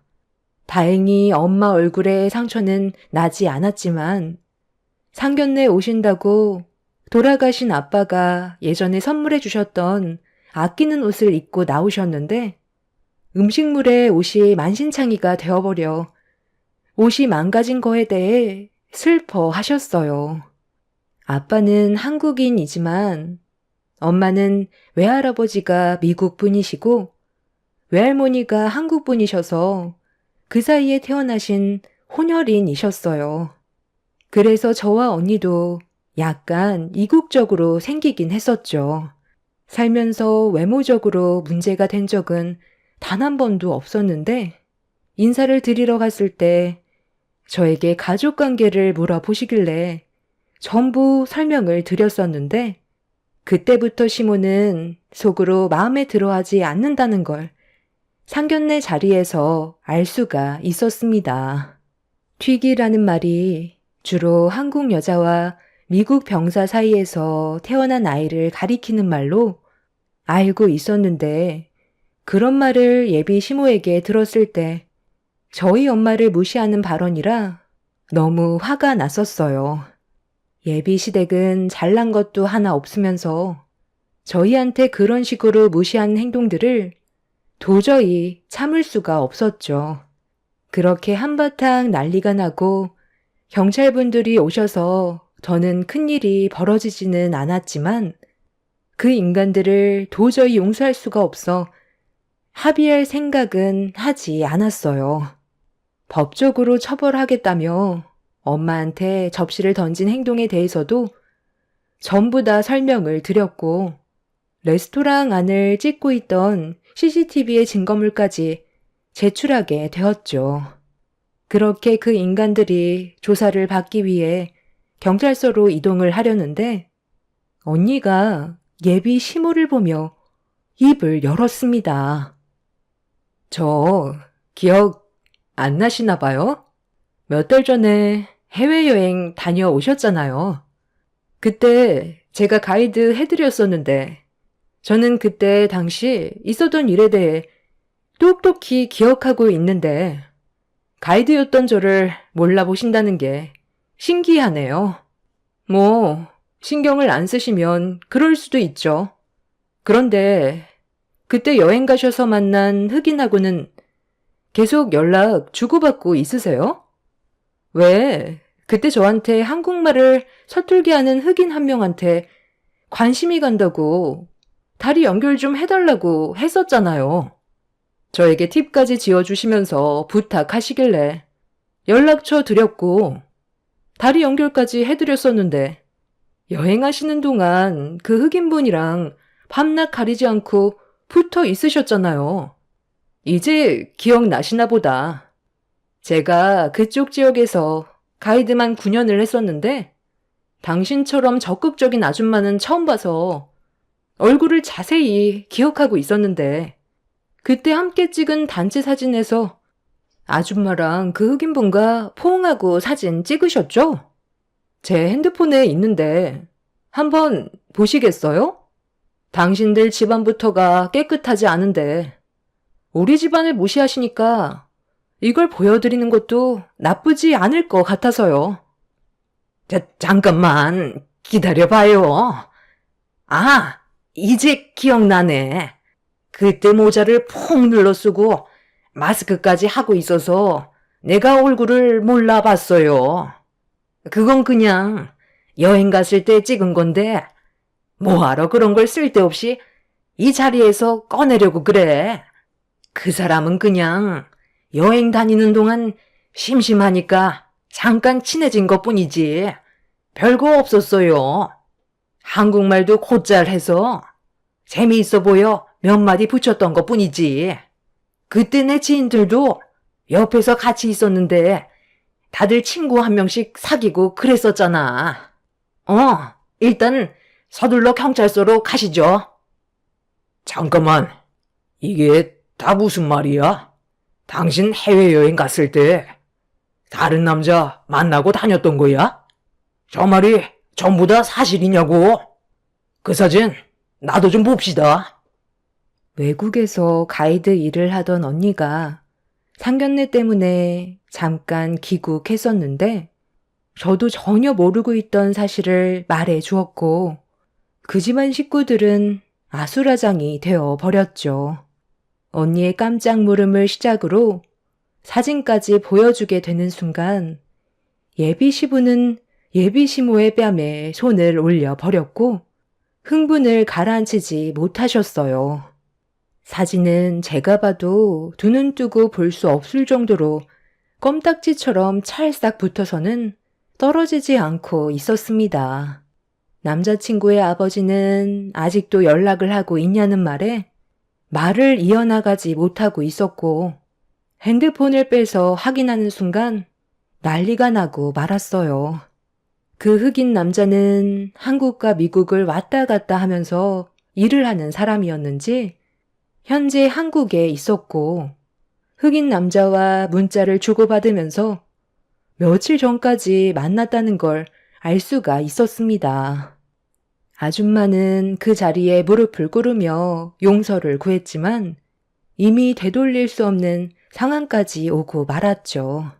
상견례가 초토화된 것보다 아줌마가 흑인 남자와 만나고 있었다는 게 더 큰 상황으로 번져져 저희한테 했던 행동들이 묻혀버릴 정도로 남자친구의 집안은 아수라장이 되어 버렸네요. 그날 이후 남자친구와 저는 헤어지게 되었고 그 집안 부모는 현재 이혼 얘기까지 나왔다는 소식을 들을 수 있었습니다. 저희 가족은 그 아줌마를 상대로 손해배상과 함께 엄마한테 접시를 날린 거에 대해 법적인 처벌을 소송 중에 있습니다. 조금의 선처도 없이 처벌을 받길 원하고 있는 상황이죠. 무너질 때 확실하게 무너뜨려야 앞으로 살아가면서 본인이 뭘 잘못했는지 뼈저리게 느낄 수 있을 것 같아 냉정하게 행동하려고요. 결혼이라는 게 이렇게까지 힘든 줄 몰랐는데 정말 사람 인생 뜻대로 되지 않는 것 같습니다. 더 안 좋은 일들을 겪기 전에 정리가 된 것만도 감사하게 생각하려고요. 이번 일을 통해 많은 걸 배울 수 있었던 것 같아요. 앞으로는 좀 더 현명하게 판단할 수 있을 것 같습니다. 제 사연 들어주신 분들 감사합니다. 안녕하세요. 저는 안양에 살고 있는 30대 후반 여자입니다. 그동안 남편과 살면서 여러 가지로 상처를 받았던 적이 많았었는데 그래도 최대한 좋게 넘어갔었어요. 남편의 행동에 대해서 몇 번이나 지적을 했지만 항상 말만 고치겠다고 했지 실질적으로 달라진 건 하나도 없었습니다. 술만 먹으면 180도 변해버리는 그 사람 때문에 버티는 것도 한계에 다다랐었는데 이번에 엄청난 충격을 빠뜨렸던 사건이 있어서 사연을 신청하게 되었습니다. 남편과의 결혼 생활하는 동안 제가 제일 상처를 많이 받았던 건 다른 사람들 앞에서 저를 무시하는 행동들이었어요. 도가 지나칠 정도로 민망하게 만들어서 조심해달라고 말했었지만 본인의 잘못을 인정하지 않고 오로지 제가 부족해서 그런 거라며 모든 걸 제 탓으로 돌렸어요. 남편이 저를 무시하는 건 아무래도 제가 남편보다 학벌이 많이 떨어져서 그런 것도 있는 것 같아 보였지만 그래도 남편과 결혼하기 전에 저도 동네에서 어느 정도 규모가 있는 미용실을 운영했었어요. 남편도 제 미용실에 단골 손님일 정도로 자주 왔었는데 그때 서로 눈이 맞았었고 결혼까지 이어질 수 있었습니다. 그때까지만 해도 저에게 뭐든 다 해줄 것처럼 정말 잘해줬었는데 임신하고 아이 낳고 하다 보니 몸도 많이 망가져서 여자로서 매력이 많이 떨어졌는지 남편은 저를 멀리하기 시작했어요. 육아에 지쳐서 제 몸 하나 관리하지 못하고 힘들어하고 있었는데 그런 저를 혐오스러운 눈빛으로 바라보고 있었습니다. 이때부터 저를 대하는 행동들에 변화가 오기 시작하더니 날이 가면 갈수록 점점 더 지나칠 정도로 심해지기 시작했고 참다 못한 저는 결국 화를 터뜨리게 되었습니다. 하지만 남편은 눈 하나 깜빡하지 않고 저를 이상한 사람 취급을 했어요. 나 혼자 아이를 낳은 것도 아닌데 왜 당신은 육아에 조금도 신경 쓰지 않는 건데? 적어도 기본적인 건 도와주는 게 맞는 거잖아. 이러려고 나랑 결혼했어? 집에서 애만 보면서 왜 이렇게 불만이 많아? 내가 지금 놀다 왔어? 꼴랑 애 하나 보면서 엄청 투덜거리네. 남들이 보면 당신 혼자 애 넷은 보는 줄 알겠다. 나 지금 술 약속 있는데 많이 늦었거든? 너랑 쓸데없는 말 할 시간 없어. 남들은 애 보면서 몸매 관리도 하고 일도 열심히 한다는데 너는 도대체 할 줄 아는 게 뭐야? 먹기만 하지. 아예 치울 생각은 안 하는 거지? 이러니까 살이 빠지겠어? 머리는 언제 감았냐? 내가 여자랑 사는 건지 거지랑 사는 건지 모르겠다. 이게 돼지우리지 사람 사는 집이야? 결혼 전에는 몰랐는데 정말 게으른 여자였네. 이럴 줄 알았으면 절대 결혼 생각하지 않았지. 다시 과거로 돌아간다면 너 쳐다도 안 봤다. 방금 그 말 진심이야? 내가 따라다닌 것도 아니고 당신이 날 따라다닌 거잖아. 누군 이렇게 살고 싶은 줄 알아? 머리도 감지 못할 정도로 나한테는 시간이 없다고. 미용실 관리조차 버거워서 부원장님한테 전적으로 맡기고 있고, 당신은 맨날 술 퍼먹고 집에 늦게 들어오는데 내가 씻을 수 있는 시간이 어디 있어. 잠깐 화장실만 가도 애가 깰까봐 불안해서 가지도 못하고 있다고. 그리고 약속 없다고 집에서 저녁 먹는다고 그래서 애 보면서 힘들게 음식 만들었는데 갑자기 술 약속 생겼다고 매일같이 약속을 깨니까 만들어 놓은 음식들이 냉장고에만 박혀 있어서 음식들 아까워서 한꺼번에 처리하다 보니 양이 많아지게 된 거고, 버리기 아까워서 억지로 먹다가 이렇게 살이 찐 거잖아. 나 혼자 애 보는 게 쉬운 줄 알아? 당신이 애를 본 적이 없으니까 그런 말이 나오는 거야. 정말 하루하루 사는 게 지쳐서 포기하고 싶을 때가 한두 번이 아니라고. 그럼 포기하던지. 나는 뭐 너랑 살고 싶어서 사는 줄 아냐? 나 들어오기 전까지 집 깨끗하게 청소해놓고 해장국이나 준비해놔. 내일 아침이나 돼야 들어올 거야. 남편의 행동을 보면 그냥 저를 집안의 가정부로 들이기 위해서 결혼한 걸로밖엔 안 보였어요.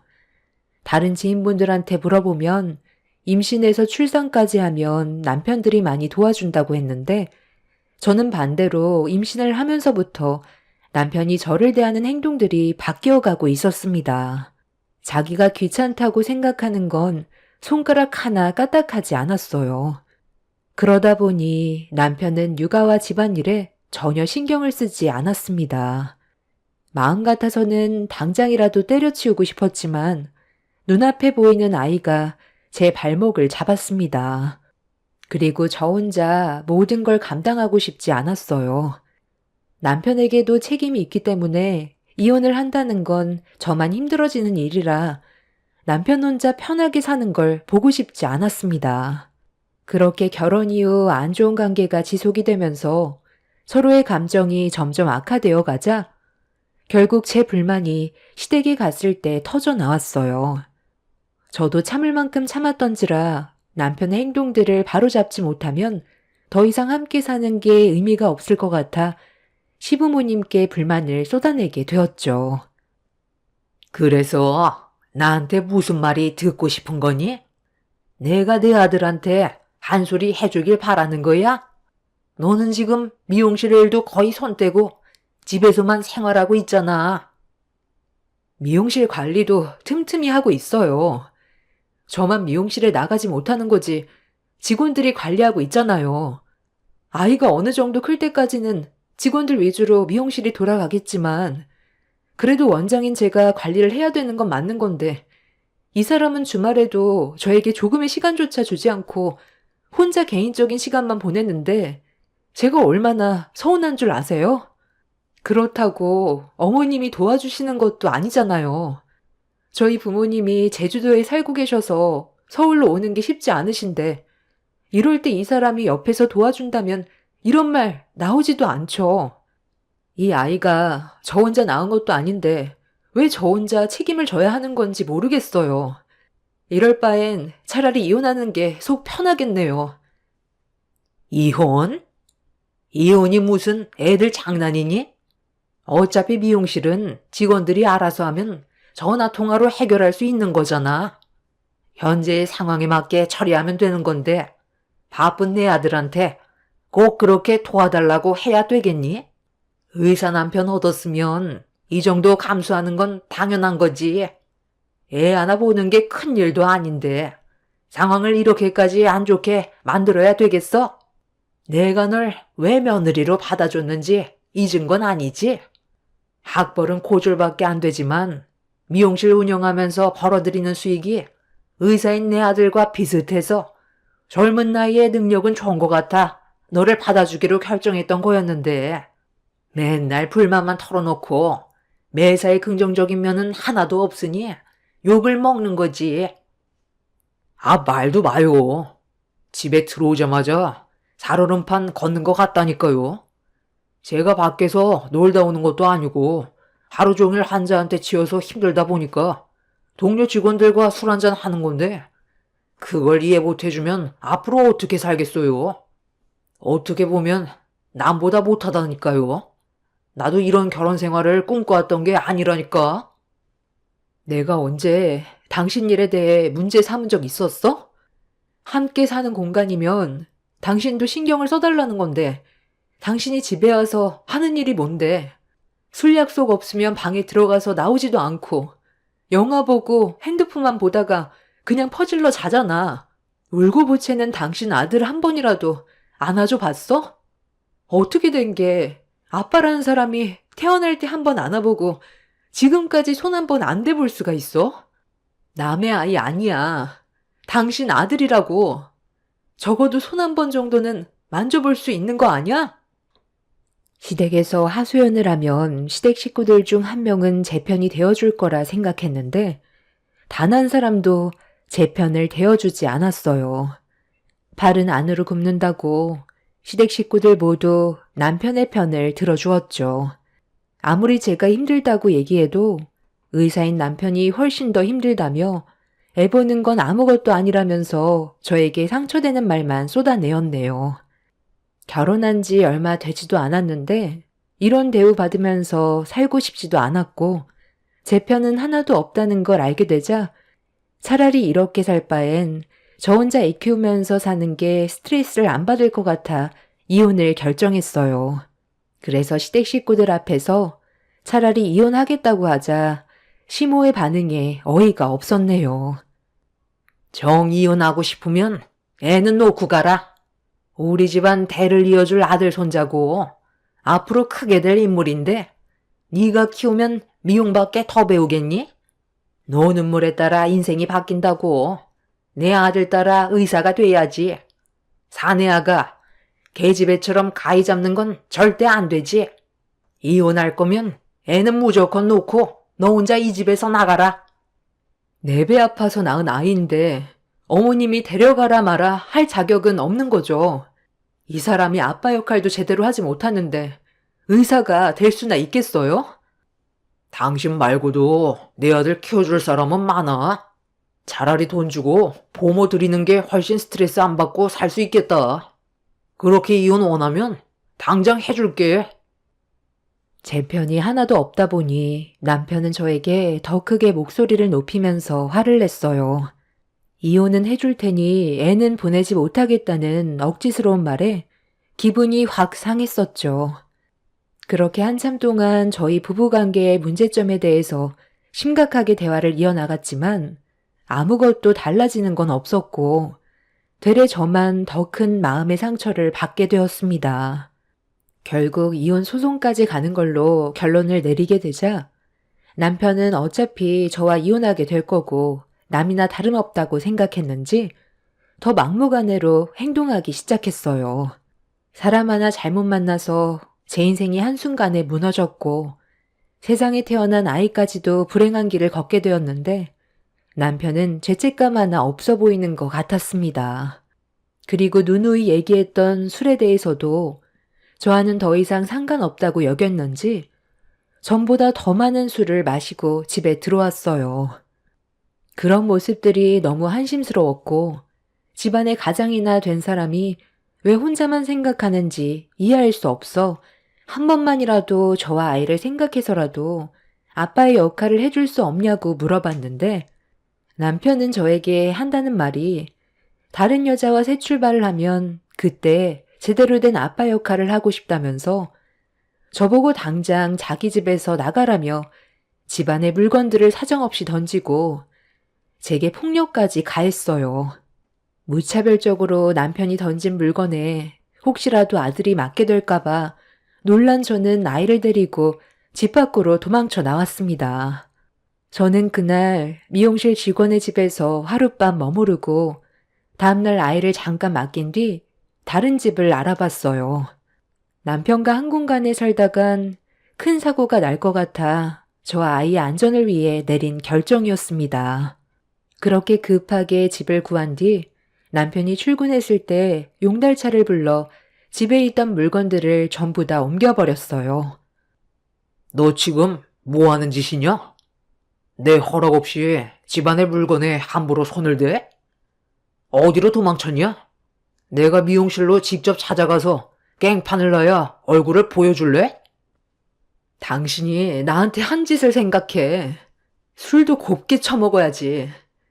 내가 인사불성이 될 때까지 퍼먹지 말라고 그랬지? 이제 너랑은 정말 끝이야. 법정에서 보는 걸로 하자. 너 이대로 전화 끊어버리면 상당히 골치 아파질 텐데. 나 감당할 수 있겠냐? 조용히 이혼하고 너 삶 되찾고 싶으면 내일 저녁에 문자 찍어주는 장소로 오는 게 좋을 거야. 애는 일하는 직원한테 맡기던지 아니면 우리 엄마한테 맡기고 오도록 해. 아직 우리 법적으로 부부인데 할 도리는 해야지. 내일 부부 동반 모임이니까 얼굴만 비쳤다가 들어가. 별일 없을 테니까 쓸데없이 오지 않겠다는 말 하지 말고 무조건 참석해. 네가 원하는 방향대로 이혼하고 싶잖아. 남편은 제 의견은 들으려 하지도 않고 본인이 하고 싶은 말만 하고 끊어버렸어요. 부부 동반 모임인데 중요한 자리라면서 무조건 참석해야 된다고 이혼 서류에 도장도 찍지 않았으니 할 일은 해야 된다고 이혼할 때 아이 문제로 분쟁하고 싶지 않다면 자기 말을 들어야 할 거라면서 얼굴만 비추라고 하길래 별로 가고 싶은 마음은 없지만 법적 소송으로 가지 않고 합의 이혼을 해주겠다는 남편의 말을 믿고 어쩔 수 없이 다음날 부부 동반 모임에 참석을 하게 되었습니다. 부부 동반 모임에 제가 좀 늦게 도착을 했던 상황이라 남편의 심기가 많이 불편해 보였어요. 언제 오냐며 몇 번이나 연락이 왔었는데 퇴근 시간이라 그런지 차가 많이 막혀서 좀 늦게 도착을 하게 되었고 남편의 얼굴은 많이 일그러져 있는 상태였습니다. 저는 처음 마주하게 된 분들과 인사를 나누고 자리에 앉았는데 다른 부부들의 관계는 상당히 좋아 보이더라고요. 서로 자기 마누라 챙기기 바쁜데 남편은 자기 혼자 술을 마시면서 의사 동료들과 함께 술만 마시고 있었습니다. 중요한 자리라고 하더니 저에게는 단 한마디도 걸지 않고 투명인간 취급하는 남편 때문에 시선을 어디에 둘지 몰라 난감해하고 있었는데 반대편에 앉아있던 남편의 동료가 저에게 먼저 말을 붙여왔어요. 알고 보니 다른 부부들은 전부 다 사자 직업인데 저는 미용실을 운영하는 사람이라 궁금한 게 많았던 것 같았습니다. 그러고 보니 우리 동문들 전부 고스펙 고연봉 아닌가? 그래서 대화도 잘 통하고 의과 계열이다 보니까 서로 많은 걸 공유해 주는데 재수 씨는 직업이 미용사라 했나요? 미용 계통은 생소해서 생활 방식이 많이 다를 텐데 같이 사는데 부딪히는 건 없어요? 이 친구가 생각보다 입이 무거워서 결혼 생활에 대해 말을 잘 안 하거든요. 야, 말도 마. 내가 제일 후회되는 게 뭔지 알아? 이 사람과 결혼한 게 내 인생에서 최대 큰 실수였다. 그리고 우리 이혼해. 무슨 뜻인지 알지? 나 이제 혼자의 몸이 된다는 거야. 안 그래도 오늘 너희들한테 중대 발표할 생각이었다. 직업이 같아야 서로 이해해 주는데 집에서 해본다고 맨날 놀고 먹으면서 수술하고 들어온 나한테 애 좀 보라고 하면 내 기분이 어떻겠냐? 비뇨의학과 교수인 내가 병원에서 얼마나 큰일을 하는지 알지를 못하니 그런 말이나 나오지. 너희들은 어떻게 생각하냐? 내가 힘들게 밖에서 일하고 들어와서 애까지 봐줘야 된다고 생각하냐? 내 입장에선 조금도 이해해주지 않고 나랑 이혼하자는데 정말 어이가 없더라. 의사 남편 얻었으면 감사하게 생각해야지. 올랑 고졸 나가서 미용실 좀 잘 된다고 나를 같은 급으로 보고 있다니까. 이래서 배우지 못한 사람과는 상종 자체를 하지 말라고 했나봐. 처녀 때는 그래도 비율 좋고 얼굴도 반반하게 생겨서 데리고 놀만 할 것 같아 접근했더니 자기가 뭐 좀 되는 것 마냥 설치는데 남들이 보면 배가 불렀다고 생각해. 다른 여자들은 의사 남편 얻고 싶어도 거들떠도 못 보는데 결혼까지 해줬으면 감사하게 생각해야지. 어디서 남편한테 큰 소리야? 잠깐만. 소연아. 여긴 어쩐 일이야? 저녁 약속이 있어서 들린 거야? 정말 오래간만이다. 그동안 어떻게 지냈어? 연락처가 바뀌는 바람에 소식만 대충 듣고 있었는데 세브란스 병원에서 바쁘게 지내고 있다면서? 여기서 만나게 될 줄은 꿈에도 몰랐네. 바쁘지 않으면 잠깐 앉아서 대화 좀 하다가. 여기 동문들 우리 병원에서 같이 일하는 사람 많아. 부부 모임 자리거든. 당신은 자리 좀 비켜줄래? 저기서 의자 하나 가져와서 끼워 앉던지 아니면 그만 집으로 돌아가도 되니까 하고 싶은 대로 해. 앉아 있어봤자 말이나 통하겠냐? 나도 오늘 볼 일은 끝났어. 집으로 들어가려 했지. 여기서 너를 만나게 될 줄 몰랐는데. 그동안 어떻게 지냈어? 몰라보게 바뀌었네. 좀 전까지 기분이 별로 안 좋았는데 너 만나서 기분이 좀 풀렸다. 나 방금 남자친구랑 헤어졌거든. 그놈이 글쎄 나 말고 다른 여자랑 바람을 피웠지 뭐야. 그래서 집에 가기 전에 술 한잔 하고 싶었는데 마침 잘 됐다. 오늘 내 술 친구 되어줄 수 있는 거지? 불편하지 않으시면 저도 합석해도 되는 거죠? 정혁이와는 인턴 생활 같이 했거든요. 오늘은 정말 술이 많이 당겨서요. 괜찮아. 와, 근데 너 정말 여전하다. 어때? 우리 잘 어울려? 솔직히 우리 인턴 때 선배들한테 엄청 오해 많이 받았잖아. 그런데 혹시 옆에 분 아내분 아니셔? 나 때문에 자리에서 일어나신 것 같은데 말 좀 가려서 하는 게 좋지 않을까? 기분이 많이 상해 보이시는데. 신경 쓰지 마. 우리 조만간 이혼할 사이야. 서로 너무 안 맞아서 그만 끝내기로 결정했어. 저 덜 떨어지는 게 무슨 부인이야? 볼일 끝났으니까 그만 돌아가. 소연아, 그럼 너 이제 그 남자랑은 아예 끝난 거야? 연애하는데 바람 피웠으면 말 다 했지. 잘 헤어졌어. 차라리 내 안사람 해라. 우리 서로 잘 맞았잖아. 갑자기 나타난 그 여자와 남편은 서로 꽤 친한 사이였는지 대화가 거침이 없었어요. 저를 밀치고 그 자리에 그 여자를 앉혔을 때 남편의 행동에 엄청난 상처를 받았죠. 그리고 자리에 앉아있던 그 여자는 제 눈치를 보며 불편해했고 남편은 저를 불편하게 느끼곤 그만 돌아가라며 많은 사람들 앞에서 인상 쓰며 화를 냈어요. 그리고 제가 원하는 대로 합의 이혼해주겠다는 한마디 뱉은 뒤 그 여자에게 집중하고 있었죠. 제가 원하는 건 합의 이혼이었고 아이에 대한 양육권이었기 때문에 저도 볼 일은 끝난 것 같아 그 자리를 급하게 나오려 했는데 좀 전에 남편이 저에게 했던 한마디가 제 심기를 불편하게 만들었어요. 많은 사람들 앞에서 무시하는 것도 기분이 안 좋은데 저에게 덜 떨어지는 게 부인이라는 말을 했을 땐 평생 지울 수 없는 상처였고 그런 말을 아무렇지도 않게 뱉은 남편의 말을 그냥 넘길 수 없었습니다. 그래서 밖으로 나가려던 발길을 돌려 눈이 풀려 웃고 있는 남편한테 다가가 앞에 있던 맥주잔을 들어 남편의 얼굴을 향해 사정없이 뿌려버렸어요. 온몸이 맥주로 흠뻑 젖어버리자 저에게 뭐 하는 짓이냐고 소리치던 남편은 손이 제 얼굴에까지 향하더니 순간적으로 멈췄고 앉아있던 그 여자를 의식하는 듯 보였습니다.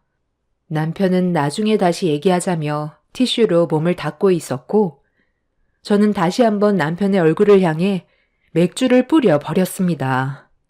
남편은 한 번은 참았지만 두 번은 못 참겠는지 제 멱살을 잡고 분노한 얼굴로 노려보며 흥분을 가라앉히지 못하자 주변 사람들이 급하게 말렸고 저를 밖으로 내보냈어요. 남편은 나중에 두고 보자면서 가만두지 않겠다고 소리치며 끝까지 저를 노려봤습니다. 그렇게 한바탕 난리친 이후 남편은 더 이상 저에게 어떠한 미련도 남지 않았는지 지긋지긋한 얼굴 더 이상 보고 싶지 않다면서 서둘러 이혼하길 원했어요. 시모는 제 아이를 데려와야 한다고 했지만 남편은 저와 피가 섞인 아이도 보고 싶지 않다면서 시모의 말을 무시했습니다. 그렇게 남편은 저와 결국 합의 이혼을 하게 되었고 두 번 다시 얼굴 볼 일은 없을 줄 알았습니다. 그 후로 몇 달의 시간이 지나고 숙려 기간까지 끝나게 되면서 저희 부부는 더 이상 법적으로 부부가 아니었어요. 완전한 남이 되었었죠. 그리고 남편의 톡 배경 화면은 부부 동반 모임 때 갑자기 나타난 그 여자와 함께 찍은 사진으로 바뀌어 있었습니다. 저보고 보란 듯이 바꿔놓은 사진을 보고 있는데 아무런 감정도 느껴지지가 않았어요. 오히려 더 이상 남편의 얼굴을 안 볼 수 있다는 거에 제 속은 후련했었어요. 그렇게 더 이상 어떠한 관계도 아니게 되어버린 사람을 제 머릿속에서 지워버리기 위해 저는 부모님이 살고 계시는 제주도에서 다시 새로운 삶을 시작하려고 서울에서의 삶을 정리하고 있었어요. 그런데 남편의 집에 미처 빼지 못한 제 물건이 남아있어서 남편한테 전화를 했어요. 물건만 가지고 나오겠다고 하자 남편은 그렇게 하라면서 전화를 끊어버렸습니다. 통화할 때 주변이 상당히 시끄러웠는데 그날이 주말이었고 많은 사람들이 모여있는 자리인 것 같아 보였습니다. 그렇게 몇 달 만에 들어간 집은 이미 꽤 많이 정리가 되어 있었어요. 남편도 그 집에서 살고 싶지 않았는지 이사를 준비하는 듯 보였죠. 제 물건들을 한쪽으로 전부 다 치워놓은 상태라 필요한 물건들만 챙기고 나머지는 쓰레기장에 버리려고 정리하고 있는데 거실 테이블 밑에 서류 봉투 하나가 떨어져 있더라고요. 그래서 아무 생각 없이 안에 있던 내용물을 꺼내봤는데 제 두 눈을 의심할 만큼 충격적인 서류를 보게 되었습니다. 제가 두 눈으로 보게 된 상황에서 그냥 넘어갈 수 있는 문제는 아니었어요. 한 사람의 생명이 달려있는 중요한 문제였는데 남편은 이 사실을 숨기고 있는 듯 보였습니다. 저는 그 자리에서 남편한테 전화를 걸었고 짜증 섞인 목소리로 왜 또 전화를 했냐고 화를 내길래 그곳이 어디냐고 물어보자 남편은 알려주지 않고 끊어버렸습니다. 몰랐다면 그냥 넘어갔겠지만 제 두 눈으로 서류의 내용을 봐버렸기 때문에 이 사실을 숨긴다면 저 또한 공범이 될 수도 있는 상황이라 어떻게 처리를 해야 될지 고민을 하고 있었는데 남편 서재에 오늘이 어떤 날인지 달력에 메모를 해두었던 걸 확인할 수 있었습니다. 대학 총 동창회에 참석하는 날이라고 적혀 있었고 어느 지역에서 모임을 가지는 건지 마침 장소까지 메모가 되어 있어서 확인할 수가 있었어요. 저는 제 짐을 차에 전부 실은 뒤 남편이 있는 곳으로 급하게 출발을 했습니다. 그렇게 목적지에 도착을 하자 상당히 많은 사람들이 동창회에 참석 중이었는데 어쩐 일인지 시댁 식구들도 그 자리에 있더라고요. 그리고 남편은 몇 달 전에 한번 얼굴을 봤었던 그 여자와 즐거운 시간을 가지고 있었습니다. 누가 봐도 연인 사이 같아 보였어요. 그 모습을 보고 다시 되돌아갈까 생각했지만 남편의 실수로 한 사람의 생명이 달린 문제라 그냥 넘어갈 수는 없었습니다. 그래서 남편에게 거침없이 걸어갔고 제가 들고 있던 서류를 남편에게 내밀었어요. 당황한 남편은 어떻게 왔냐고 저에게 인상 쓰면서 당장 나가라고 하길래 서류 봉투 안에 있던 의료 실수에 대해 물어봤습니다. 그 안에 있던 의료 실수기로 그냥 넘어갈 수 있는 문제는 아닌 것 같아서 한 사람의 목숨이 달려있는데 너는 이 사실을 알고도 왜 아무런 조치도 안 했어? 뭐야? 네가 의사라도 돼? 내가 알아서 할 문제인데 네가 뭔데 남의 의료 기록을 함부로 꺼내봐? 너 이거 법적으로 소송 걸 수도 있다는 거 몰라? 너는 그동안 환자들을 어떻게 관리했길래 이런 엄청난 의료 실수가 나올 수 있는 거야? 엑스레이에 찍혀있는 수술도구, 그거 환자분은 알고 있어? 거기 네가 직접 손으로 작성한 글씨가 있잖아. 저기 저 여자 이름이 소연이지? 너 저 여자 아버지 수술을 최근에 담당했었어? 여기 네가 뭐라고 적어놨는지 봐봐. 수리 원수라고 언제 얘기해야 될지 모르겠다고 혼잣말하듯 작은 글씨로 적어놨잖아. 이미 한 달 전에 수술이 끝난 것 같은데. 너 혹시 술 먹고 수술했니? 이, 이, 이게 무슨 말이야? 너 우리 아빠 수술해줄 때 전날에 술 마셨어? 신장결석 제거 수술할 때 술을 마셨었냐고. 이리 내놔봐봐. 어떻게 이런 게 들어가 있는데 아무 말도 하지 않았던 거야?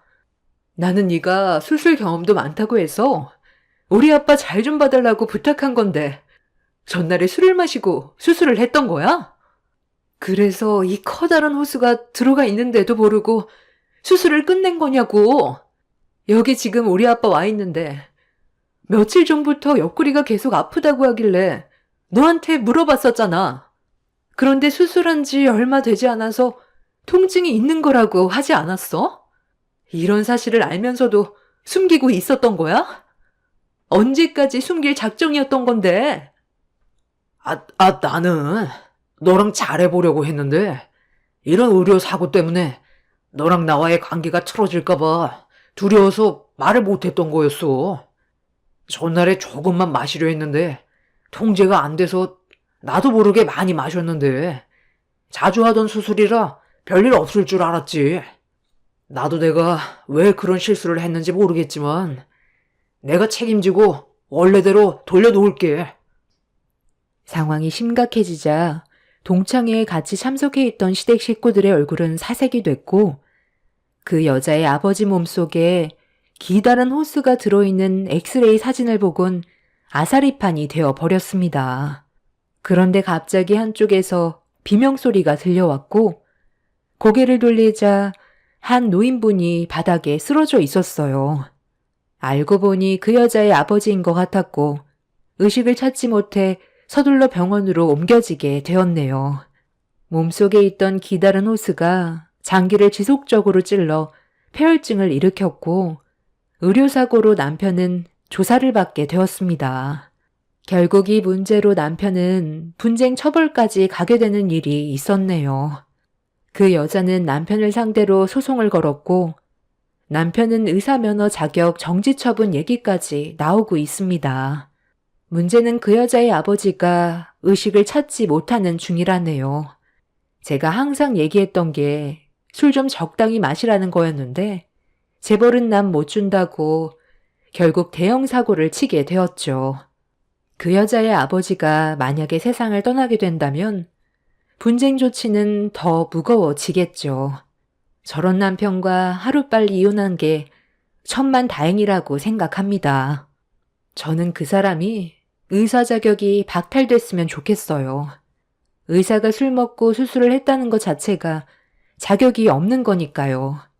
사람 목숨이 달려있는데 책임감도 없이 의사 생활을 하겠다는 게 너무 한심스럽습니다. 세상에 태어난 지 얼마 되지 않은 제 아이와 새 출발하는데 앞으로 행복한 날들만 펼쳐졌으면 좋겠네요. 제 사연 들어주셔서 감사합니다.